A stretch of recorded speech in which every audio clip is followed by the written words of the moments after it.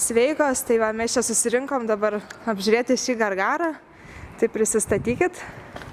Sveiki, aš Aistė.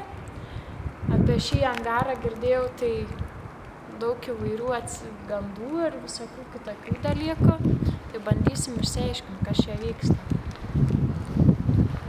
Aš, Emilija, apie šitai negirdėjau nieko, tiesiog prinėriau. Taigi, ką tu turi kupriniai? O kupriniai turiu rožiką antrą, būtinai reikia, nežiauriai tamsi ten. O tiek. Tada turim žinoma dujų balionėlis. Kas svarbiausia? Kad, ta prasme, jeigu atsirastų kažkokie tai neaiškus. Užpuolikai. Gerai, ir kaip suprantu, turite dar vieną didesnį projektą. Taip, ir dar vieną didesnį turim. Tvarkoj, turim kamerą ir filmavimo aparatorę. Gerai, tai ką, manau, pradėsim, taip? Jo, pradedam. Kokios nuotaikos? Reiktų savo baisi, ką žinau, man tai per tamsą, aš tai nežinau.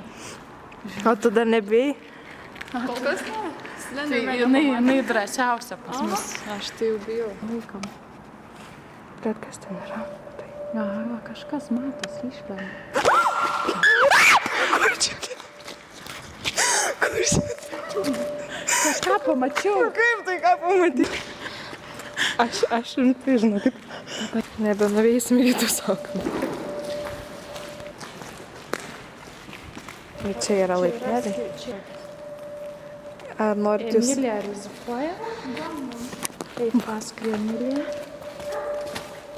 Einam apžiūrėti. Ar gerai matome?